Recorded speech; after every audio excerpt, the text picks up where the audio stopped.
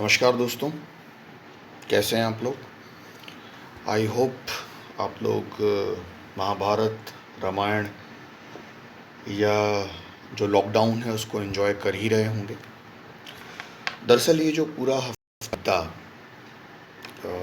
दो तीन महत्वपूर्ण घटनाएं इस हफ्ते में हुई। अगर मेरे से पूछा जाए तो एक महत्वपूर्ण तिथि इस पूरे हफ्ते में आई थी और उसी तिथि को नरेंद्र मोदी जी ने भारत के जितने भी स्थानीय स्वशासन से जुड़े लोग हैं, चाहे वो पंचायत अधिकारी हैं या स्थानीय नेता हैं या किसान नेता हैं, उनसे बातचीत की। और वो तिथि थी 24 अप्रैल की। कोई अगर मुझसे पूछे कि 24 अप्रैल की तिथि इतने मायने क्यों रखती है, तो इसके दो तीन मैं उनको वजह बताऊंगा। एक तो महानतम क्रिकेटर सचिन तेंदुलकर का जन्मदिन इसी दिन आता है।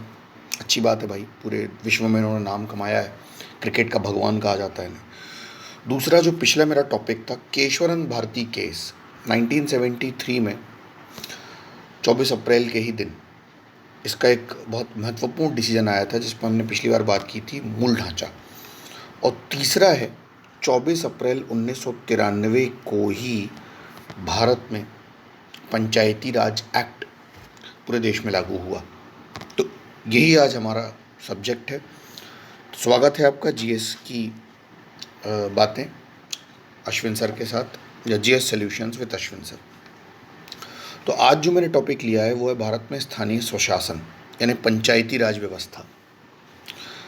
अब ये भारत में स्थानीय स्वशासन क्या है, भारत में स्थानीय स्वशासन यानी पंचायती राज कहाँ से आई, इसका पूरा इतिहास जानने से पहले ये देखिए, आपने पिक ज़रूर देखी होगी अपने गाँव में, देहात में, एनसीईआरटी बुक्स में, किस तरह से लोग चौपाल लगा कर बैठते थे और किन्हीं किन्हीं समस्याओं का निराकरण करते थे या सॉल्यूशंस ढूंढते थे।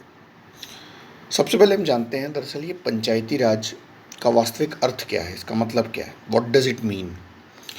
इसका एक सीधा सा मतलब है ग्रामीण स्थानीय स्वशासन पद्धति, यानी लोकल सेल्फ गवर्नमेंट को बढ़ावा देना। यानी जो सबसे निचला हमारा तबका है प्रशासनिक लेवल पे, जिसको हम गांव देहात बोलते हैं, उसको सुदृढ़ बनाने की तकनीक। अब अगर हम पंचायती राज सिर्फ शब्द पर जाएं, तो ये शब्द हमारे चाचा जान नेहरू जी के द्वारा दिया गया। मेरे हिसाब से देखा जाए तो पंचायत का मतलब तो यही है कि 4-5 व्यक्ति इकट्ठे बैठें और किसी मुद्दे पर, किसी गंभीर मुद्दे पर म्यूचुअल अंडरस्टैंडिंग से उस पर डिसीजन ले लें। लेकिन ये जो कंसेप्ट है, ये जो अवधारणा है, ये जो स्वरूप है पंचायती राज का, ये गांधी जी की देन है। इसको मॉडल ज़रूर जवाहरलाल नेहरू ने प्रदान किया, एक ढांचा दिया, लेकिन मानसिकता मैं बोलूँगा कि ये गांधी जी की थी। कैसे, कब, कहाँ ये सब शुरू हुआ, इस पर हम डिस्कस करेंगे। मूलतः पंचायती राज के 3 पहलू हमारे सामने निकल कर आते हैं। एक इसका बैकग्राउंड, जो काफ़ी लंबा इतिहास लिए है। दूसरा इसके कॉन्स्टिट्यूशनल प्रोविजंस, कई स्थानों पर पंचायती राज का जिक्र है, प्रत्यक्ष अप्रत्यक्ष रूप से। और इसका सिग्निफिकेंस वर्तमान संदर्भ में, आज की डेट में इसका महत्व क्या है। तो तीनों बिंदुओं पर हम चर्चा करते हैं। सबसे पहले हम इसका बैकग्राउंड देखते हैं।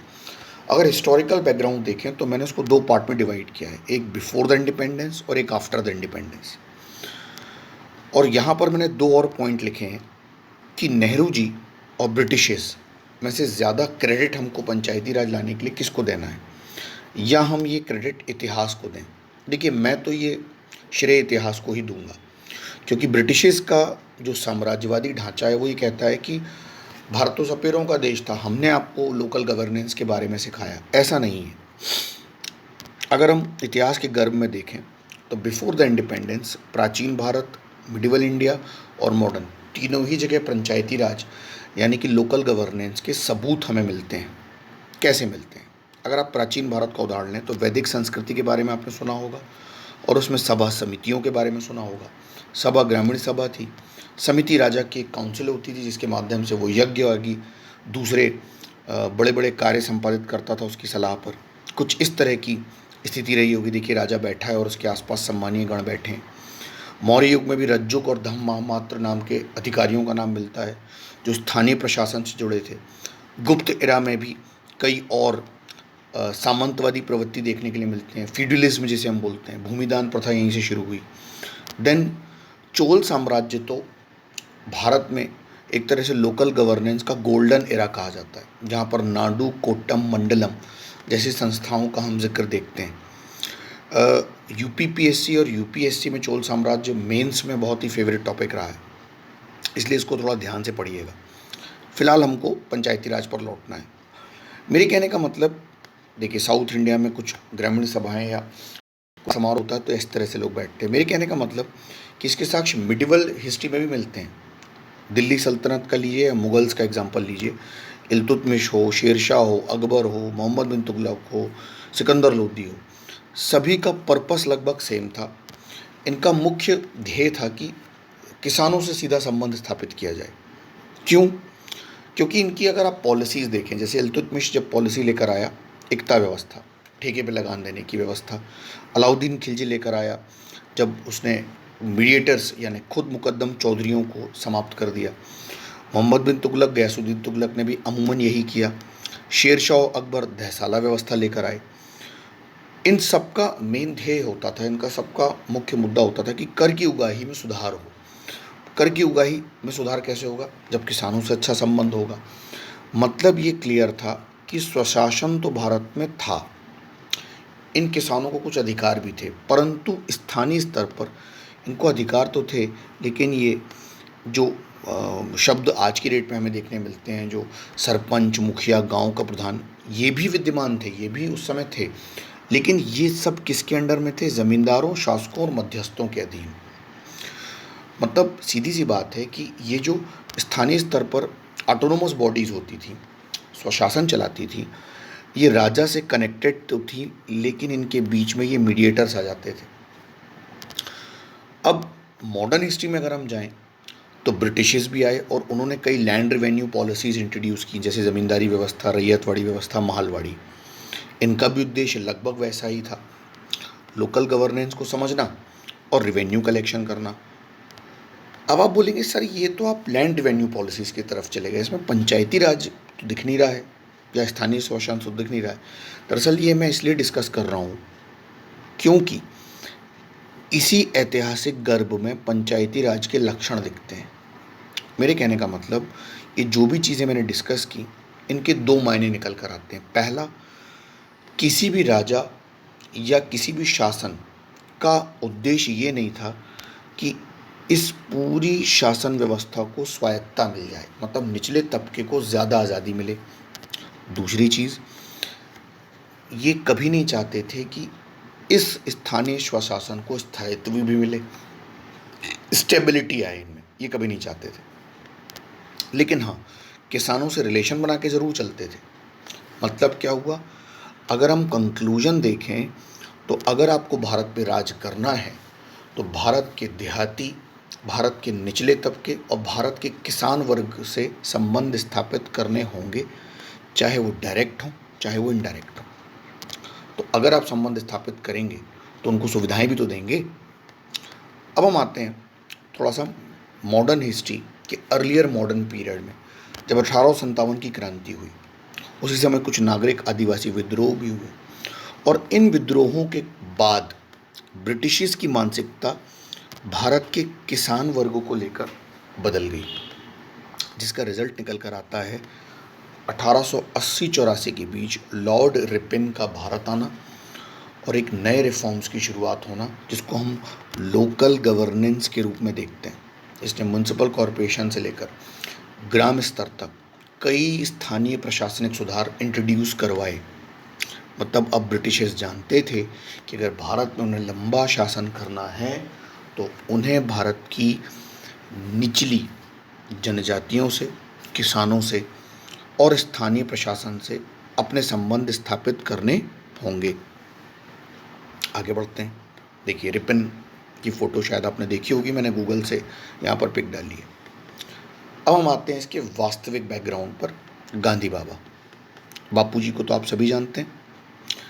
गांधी जी 1934 में दो बड़े आंदोलनों को लीड कर चुके थे। 1920 में लगभग उन्होंने नॉन कॉपरेशन मूवमेंट चलाया और 1930 के आसपास सविनय अवज्ञा आंदोलन चला। दोनों ही अपने लक्ष्यों को प्राप्त कर चुके थे, लेकिन अब गांधी जी जनता से और कांग्रेस दोनों से काफ़ी निराश थे। गांधी जी समझ चुके थे अब जनता थकी हुई है, इसे रेस्ट की ज़रूरत है। तो इन्होंने कांग्रेस से दिया रिज़ाइन और ये निकल गए भारत के गांवों की तरफ। और मैंने शुरुआत में ही कहा था कि ये जो पंचायती राज है, ये जो कंसेप्ट है, ये गांधी जी की मानसिकता की ही देन है। अब यहाँ गांधी जी जब गांव गांव घूम रहे थे तो 1934 के दशक में इन्होंने एक नया प्रोग्राम स्टार्ट किया जिसको बोलते हैं कम्युनिटी डेवलपमेंट प्रोग्राम, यानी कि सामुदायिक विकास कार्यक्रम। और यहीं से पंचायती राज की वास्तविक नींव पड़ गई। इसमें इन्होंने 3 लक्ष्य रखे, गांधी जी ने, कांग्रेस ने नहीं। स्वच्छता की ओर कदम बढ़ाना, यानी कि स्वच्छ शरीर में ही स्वच्छ मन रहे। हरिजन उत्थान का कार्य आगे बढ़ाना। और तीसरा, चरखा ग्रामोद्योग, लघु कुटीर उद्योग, यानी सेल्फ गवर्नेंस, खुद बनाओ, खुद पकाओ, खुद खाओ। अब ब्रिटिशर्स पर डिपेंडेंसी छोड़ दो, लघु कुटीर उद्योगों को बढ़ावा देना। और यकीन मानिए गांधी जी का ये प्रोग्राम लगभग अगले 5 साल तक इतना सफल हुआ कि 20 लाख से ज़्यादा जनसंख्या गांधी जी से जुड़ गई। और 1942 के भारत छोड़ो आंदोलन में गांधी जी इसका भरपूर फ़ायदा मिला। 1948 में गांधी जी की डेथ हो गई और ये प्रोग्राम भी उनके साथ समाप्त प्राय हो गया। उसके बाद फिर आज़ादी मिली और आफ्टर द इंडिपेंडेंस हम आ जाते हैं भारत के संविधान की तरफ। तो अब हम देखते हैं कि बैकग्राउंड तो हमने देख लिया कि गांधी जी ने इसकी कैसे शुरुआत की और इतिहास से इसके कैसे तार जुड़े हुए हैं। लेकिन भारत में ऑफिशियली पंचायती राज औपचारिक रूप से कैसे शुरू हुआ, तो इसके लिए हमको इसके 3 फेज़ देखने पड़ेंगे। एक प्रथम चरण है फर्स्ट जनरेशन का, यानी कि जब हम पंचायती राज के बुनियादी ढांचे की शुरुआत करते हैं। दूसरा चरण है जब हम पंचायती राज को मान्यता देने का प्रयास करते हैं, यानी कि हम इसको थोड़ा सा सीरियस नोट पर लेते हैं, इसमें काफ़ी सुधार भी करते हैं। और तीसरा चरण है इसका पंचायती राज का, जहाँ पर हम इसको कॉन्स्टिट्यूशनल स्टेटस भी दिलवाते हैं, एक संवैधानिक दर्जा दिलवाते हैं। तो तीनों पर चर्चा कर लेते हैं। फर्स्ट जनरेशन है, पहली पीढ़ी की पंचायतों की अगर हम बढ़ें तो यहाँ पर संवैधानिक सभा जब बनी, जब हमारी कॉन्स्टिट्यूएंट असेंबली बनी, तो पंचायती राज पर वल्लभ भाई पटेल हों, राजेंद्र प्रसाद हों, नेहरू जी हों, सभी ने अपने अपने मत रखे। और 26 जनवरी को जब संविधान लागू हुआ तो तय किया गया कि डीपीएसपी यानी राज्य के नीति निर्देशक तत्वों में इनको जगह दी जाएगी और आर्टिकल 40 में इसको डाल दिया गया। 2 अक्टूबर को 1952 को जब नेहरू जी अपनी अच्छी पोजीशन पे पहुंच चुके थे, तो 1952 से 57 के बीच में नेहरू जी ने उन्हीं कम्युनिटी डेवलपमेंट प्रोग्राम यानी उन्हीं सामुदायिक विकास कार्यक्रमों को दोबारा शुरू भी कर लिया। लेकिन अब इसका स्वरूप थोड़ा अलग था, अब इसको ब्लॉक लेवल पे शुरू किया गया। ब्लॉक लेवल पे मतलब जैसे मान लीजिए कि ये एक पूरा का पूरा प्रदेश है, राज्य है, इसको अलग अलग जिलों में बांट दिया गया और उसमें कई गांव थे तो गांवों के ब्लॉक्स बना दिए गए। ऐसे एक ब्लॉक के अंदर कई गांव होते थे और एक ब्लॉक की जिम्मेदारी दी गई एक खंड विकास अधिकारी या बीडीओ पर। वो गांव-गांव जाता था, वहाँ की समस्याएं कलेक्ट करता था और अपने कलेक्टर, डीएम, नायब तहसीलदार, तहसीलदार को वो सूची सौंप देता था। फिर उस गांव में योजनाएं लागू करवाने की शुरुआत होती थी। लेकिन ये कागजी तौर पर ही सफल था क्योंकि अभी बहुत सारी समस्याएं थी। रोड्स, ट्रांसपोर्ट डेवलप नहीं हुए थे, नदियों को पूरा नहीं गया था, सिक्योरिटी भी अभी प्रॉपर गांव में नहीं थी। अगर गांव तरफ आप जाओगे तो अथाह जंगल है, डकैतों बकैतों का खतरा था। तब इन सब समस्याओं के निराकरण के लिए नेहरू जी ने बनाई बलवंत राय मेहता कमेटी जनवरी 1957 में।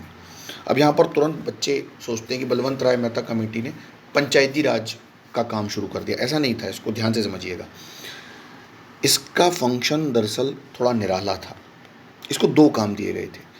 जो कम्युनिटी डेवलपमेंट प्रोग्राम 1952 से चले आ रहे हैं उसको रिव्यू करना और राष्ट्रीय विस्तार सेवा यानी कि नेशनल एक्सपेंडेशन सर्विस जो 1953 में लागू हुई थी उसको रिव्यू करना। और दोनों को रिव्यू करने के बाद अपने सुझाव देना। और फिर इसने नवंबर 1957 में अपने सुझाव दे दिए और इसी के सुझाव भारत में कहलाए 3 टायर सिस्टम के रूप में, यानी त्रिस्तरीय योजना के रूप में। दूसरे शब्दों में इसे हम डेमोक्रेटिक डिसेंट्रलाइजेशन भी कह सकते हैं, लोकतंत्र का विकेंद्रीकरण, यानी लोकतंत्र छन कर नीचे तक पहुंचकर। मतलब कि अगर जैसे ये हमारी एक पिरामिड ट्रायंगल अर्थव्यवस्था है, तो ये हो गई लोकसभा, ये हो गई विधानसभा, ये हो गई म्युनिसिपल कॉरपोरेशन, तो अब निचले ग्रामीण स्तर तक भी लोगों को मतदान करने का अधिकार मिले, अपने प्रतिनिधि चुनने का अधिकार मिले। बस इसी को लोकतंत्र का विकेंद्रीकरण कहते हैं। अब जनवरी 1958 में राष्ट्रीय विकास परिषद ने इसको स्वीकार कर लिया, लेकिन यहाँ पर मैं क्लियर कर दूँ कि किसी विशिष्ट नमूने को नहीं अपनाना था। ज़रूरी नहीं कि 3 टायर सिस्टम को ही अपनाना था, केवल बुनियादी ढांचे को ही फॉलो करना था कि लोकतंत्र का विकेंद्रीकरण हो। अब वो आप 3 टायर सिस्टम में करो, 2 टायर सिस्टम में करो या 4 टायर सिस्टम में करो। तो ज़रा 3 टायर सिस्टम को देख लेते हैं। अब ये 3 टायर सिस्टम क्या था, त्रिस्तरीय व्यवस्था क्या थी। जैसे जिला स्तर पर होगी एक जिला पंचायत या जिला परिषद, इसका इनडायरेक्ट इलेक्शन रखा जाएगा। ये सुझाव हैं, अभी याद रखिएगा। ब्लॉक लेवल पे पंचायत समिति होगी, इसका भी डायरेक्ट इलेक्शन होगा। और सबसे निचले स्तर पर होगी विलेज पंचायत यानी ग्राम पंचायत, जिसके सदस्यों का निर्वाचन प्रत्यक्ष होगा। अब यहाँ पर मैं आपको 2 बातें और बता दूँ कि ये तो आपको पता है कि पंडित जवाहरलाल नेहरू ने राजस्थान से पहली बार 2 अक्टूबर 1959 को पंचायती राज नागौर जिले से प्रारंभ करवाया। बट जो डेमोक्रेटिक डिसेंट्रलाइजेशन है, जिसका मैंने अभी ऊपर जिक्र किया, उसका सबसे पहला एक्सपेरिमेंट 1958 में आंध्र प्रदेश के कुछ हिस्सों से किया गया। और जब ये सक्सेसफुल हुआ तो इसका नामकरण करके, इसका नाम बदल के पंचायती राज करके राजस्थान से लागू किया गया। दोनों में अंतर है, दोनों क्वेश्चन ध्यान से समझिएगा। डेमोक्रेटिक डिसेंट्रलाइजेशन आया है आंध्र प्रदेश से, लेकिन अगर आप पंचायती राज की बात करें तो वो आया है राजस्थान से पहली बार। आगे अब हम आते हैं पंचायती राज के सेकेंड जनरेशन की तरफ, जहाँ पर थोड़ा विवादित हिस्सा भी हमें देखने मिलता है। 1977 में आई जनता पार्टी की सरकार। अब जनता पार्टी की सरकार ने लगभग कांग्रेस के कई डिसीजंस को बदला। जैसे 42nd अमेंडमेंट आया था, आपको मैंने पिछली वीडियो में बताया था, तो 44वां संशोधन आया, उसके कई प्रावधानों को इसमें बदला गया था। ऐसे ही आई दिसंबर में अशोक मेहता समिति, जिसने अगस्त 1978 में अपनी रिपोर्ट सौंप दी। और इस अशोक मेहता समिति ने अपनी लगभग 132 सिफारिशों में इस पूरे पंचायती राज के ढांचे को ही बदलने की सिफारिश कर दी। सबसे पहले तो इसने 3 टायर सिस्टम को नकार दिया, जिसकी जगह 2 टायर सिस्टम की बात की गई। मतलब कि अब पंचायत समिति और ग्राम पंचायत को अलग किया जाए और जिला परिषद के बाद सीधे आ जाए मंडल पंचायत। हालांकि अशोक मेहता समिति की सिफारिशें लागू नहीं हो पाई, क्योंकि उसके पहले ही मोरारजी देसाई की जनता पार्टी की सरकार गिर गई। लेकिन कर्नाटक, वेस्ट बंगाल और आंध्र प्रदेश ने इसके कुछ सुझावों को लागू ज़रूर किया। इसके बाद GV.K. राव 1985 में एक समिति और आई। इसकी नियुक्ति प्लानिंग कमीशन ने की थी और इसने एक नई पोस्ट के सृजन की बात की। जिला विकास आयुक्त यानी एक डिस्ट्रिक्ट डेवलपमेंट कमिश्नर की नियुक्ति की जाए। साथ ही इसने पंचायतों के नियमित चुनाव की बात की। यहाँ मैं क्लियर कर दूँ कि अशोक मेहता समिति ने अपना एक महत्वपूर्ण सुझाव दिया था पंचायतों के संविधानीकरण की, पंचायतों को संविधान में शामिल करने की। लोग सोचते हैं कि अशोक मेहता समिति ने के बाद जो समितियाँ आई उसने पंचायत के संविधान की बात की, नहीं, पंचायतों को कॉन्स्टिट्यूशन में लाने की बात अशोक मेहता समिति ने की थी। अब हम आते हैं थर्ड और लास्ट पंचायतों के कॉन्स्टिट्यूशनल स्टेटस पर, थर्ड जनरेशन पर। राजीव गांधी की सरकार थी 1986 में, और इन्होंने क्या किया कि लोकतंत्र व विकास के लिए पंचायतों के पुनरुद्धार, क्योंकि पंचायत सबसे बेसिक स्ट्रक्चर था भारत का, तो पंचायतों के एक रिकार्नेशन के लिए, उनके पुनर्जन्म के लिए LM सिंघवी कमेटी की नियुक्ति कर दी। LM सिंघवी ने अपने कुछ महत्वपूर्ण सुझाव दिए, जिनमें कुछ थे जैसे कि पंचायतों के लिए कॉन्स्टिट्यूशनल स्टेटस रखा जाए, इनके इलेक्शन की व्यवस्था की जाए, न्याय पंचायतों का गठन किया जाए, जो गांव के समूहों के बीच झगड़े होते हैं उनको सुलझाने के लिए। इनके इकोनॉमिक रिसोर्सेज की बात की, एक ट्रिब्यूनल के गठन की भी बात की, एक न्यायाधिकरण बनाया जाए। अमूमन ये सुझाव आने वाली थुंगन और गाडगिल समिति ने भी दिए, लेकिन दो इम्पोर्टेंट सुझाव इसके बहुत इम्पोर्टेंट थे। एक तो एक नया चैप्टर संविधान में ऐड किया जाए पंचायतों के लिए, क्योंकि कॉन्स्टिट्यूशनल दर्जा देना था, और इलेक्शन के लिए भी संवैधानिक प्रावधान किए जाएं। तो मतलब अब हम आते हैं संवैधानिकरण पर। तो पंचायतों के संवैधानिकरण के 3 स्टेप हुए। 1989 में 64th कॉन्स्टिट्यूशनल अमेंडमेंट बिल आया, हालांकि ये पास नहीं हो पाया। 1990 में भी वीपी सिंह की सरकार ने इसके लिए प्रयास किया, लेकिन वो भी असफल हो गए। लेकिन 1991-92 का दशक या साल बहुत महत्वपूर्ण था। पीवी नरसिम्हा राव की सरकार ने 1992 में 73rd कॉन्स्टिट्यूशनल अमेंडमेंट बिल पारित करवा लिया, और यही 73rd कॉन्स्टिट्यूशनल अमेंडमेंट बिल कहलाया पंचायती राज अधिनियम या पंचायती राज एक्ट। 24 अप्रैल, शुरुआत में जिस तिथि का मैंने जिक्र किया था, जिसे पंचायत दिवस कहते हैं, 1993 को इसे पूरे भारत में लागू कर दिया गया, और अब पंचायती राज का एक नया अध्याय संविधान में जोड़ा, जिसे भाग 9 कहा जाता है। आर्टिकल भी लाए गए। आर्टिकल 243 के 243 ओ तक, यानी ण तक पंचायती राज का जिक्र है। 11वीं अनुसूची को भी शामिल किया गया, जिसका संबंध 243 जी से है। तो ये था पंचायती राज का संवैधानिकरण, मतलब पंचायती राज को एक दर्जा मिल गया। अब इस एक्ट के बारे में अगर बात करें तो हमको 2 कंक्लूजन मिलते हैं, इसके 2 परिणाम। इस एक्ट ने दरअसल किया क्या? इस एक्ट ने 2 काम कर दिए। एक तो आर्टिकल 40 जो पूर्व में डीपीएसपी में शामिल था, director principles of the state policy, यानी राज्य की नीति निश्चय तत्व, उसको व्यवहारिकता दे दी, उसको एक प्रैक्टिकल वर्ल्ड में लाकर खड़ा कर दिया कि अब आर्टिकल 40 को आप नकार नहीं सकते हैं। राज्यों के लिए एक तरह से कंपल्शन हो गया। दूसरा, पंचायतों को संवैधानिक दर्जा से भारत में एक नए युग की भी शुरुआत हो गई, उसी को हम डिस्कस करेंगे। इससे पहले हम जरा पंचायतों का जो पंचायती राज एक्ट था उससे संबंधित कुछ आर्टिकल्स को भी देख लेते हैं। ये याद करने के लिए है, आपके लिए ज़रूरी है। जैसे आर्टिकल 243 में पंचायतों की डेफिनेशन है, 243 बी में पंचायतों का संविधान है, 243 सी में इनका गठन है, 243 डी में बहुत इंपॉर्टेंट है, पंचायतों में रिजर्वेशन की बात की गई, खासतौर पर अनुसूचित जाति जनजाति के क्षेत्र से संबंधित महिलाओं के लिए। 243 जी में पंचायतों की शक्तियों का विवरण है। 243 के में इलेक्शंस है। आपको यहाँ पता होना चाहिए पंचायतों का चुनाव आयोग करवाता है, राज्य निर्वाचन आयोग। 243 ओ में न्यायिक हस्तक्षेप के बारे में बताया गया कि अगर पंचायतों के चुनाव में कोई विवाद होता है तो न्यायपालिका वहाँ कहाँ तक हस्तक्षेप कर सकती है, या उस पर निर्णय विधानसभाएं देंगी। तो ये आर्टिकल एक बार ज़रा देख लीजिएगा। मुख्य आर्टिकल ही मैंने यहाँ लिखे हैं, पूरे नहीं। अब पंचायती राज एक्ट के 2 पहलू हैं, एक अनिवार्य और एक स्वैच्छिक। कंपलसरी यानी अनिवार्य का मतलब राज्य के कानून में पंचायती राज को शामिल किया जाना अनिवार्य है, कंपलसरी है। परंतु स्वैच्छिक क्या है? इसका जो ढांचा होगा, मतलब नई पंचायत नीति या पद्धति जो आएगी वो राज्य की परिस्थिति अनुसार बनेगी। यानी कि ज़रूरी नहीं कि 3 टायर सिस्टम को ही आप अपनाएं, आप डेमोक्रेटिक डिसेंट्रलाइजेशन को अपनाएं, लेकिन राज्य की भौगोलिक राजनीतिक स्थिति जैसी हो आप वैसा पंचायती राज इम्प्लीमेंट करें। यानी कि यूपी, जम्मू एंड कश्मीर, सिक्किम या हिमाचल प्रदेश, चारों में एक जैसा पंचायती राज होगा ज़रूरी नहीं है। भारत में डाइवर्सिटी है, विविधता है, और विविधता में एकता है। तो उसी तरह से पंचायती राज भी राज्य लागू करेंगे। अब पंचायती राज के लिए पैसा, फंड कहाँ से आएगा?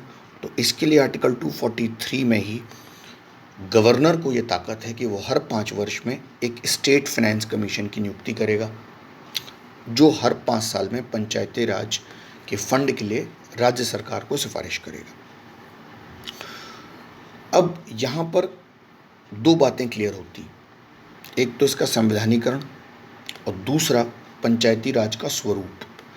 याद रखिएगा, राज्यवार पंचायती राज का स्वरूप अलग अलग है। ये सूची आपको कहीं भी मिल जाएगी, लेकिन मेरे कहने का उद्देश्य ये है, आपको 2 बातें हमेशा याद रखनी है। एक, कि पंचायती राज का जो स्वरूप है भारत में, वो डेमोक्रेटिक डिसेंट्रलाइजेशन पर टिका हुआ है, यानी लोकतंत्र के विकेंद्रीकरण पर, सत्ता के बंटवारे पर टिका हुआ है। और दूसरा, ये जो 3 टायर सिस्टम मैंने आपको बताया है, ये 3 टायर सिस्टम याद रखिएगा, एक तरह का भारत में पंचायती राज का सैद्धांतिकरण है। कहने का मतलब ये कि ये 3 टायर सिस्टम हर राज्य ने नहीं अपनाया है, राज्य की परिस्थिति अनुसार इसे बदला जा सकता है। हाँ, एक बात और बता दूं आपको, 2009-10 को पंचायती राज ने अपने 50 वर्ष पूरे कर लिए हैं, 2009-10 को। तो 2009-10 को ग्राम सभा वर्ष भी घोषित किया गया। तो उम्मीद करता हूँ आपको पंचायती राज काफ़ी हद तक मैं समझा पाया होऊंगा। इसमें फैक्चुअल डिटेल्स थोड़ी सी ज़्यादा हैं, लेकिन मैंने इसको कंसेप्चुअल तरीके से भी समझाने का आपको प्रयास किया है। तो अगर वीडियो पसंद आया है तो लाइक कीजिएगा, शेयर कीजिएगा और चैनल को सब्सक्राइब भी कीजिएगा। अंत में इतना ज़रूर कहना चाहूँगा कि निराशा को अपने आसपास भी फटकने मत दीजिए। ये बात याद रखिएगा, जितना परेशान आप हैं उतना ही दुनिया का हर व्यक्ति परेशान है, लेकिन धीरे धीरे समय और परिस्थितियाँ बदलेंगी। आप सभी का बहुत बहुत धन्यवाद। खुश रहिए और अपने मनपसंद चीज़ों को जारी रखिए। धन्यवाद।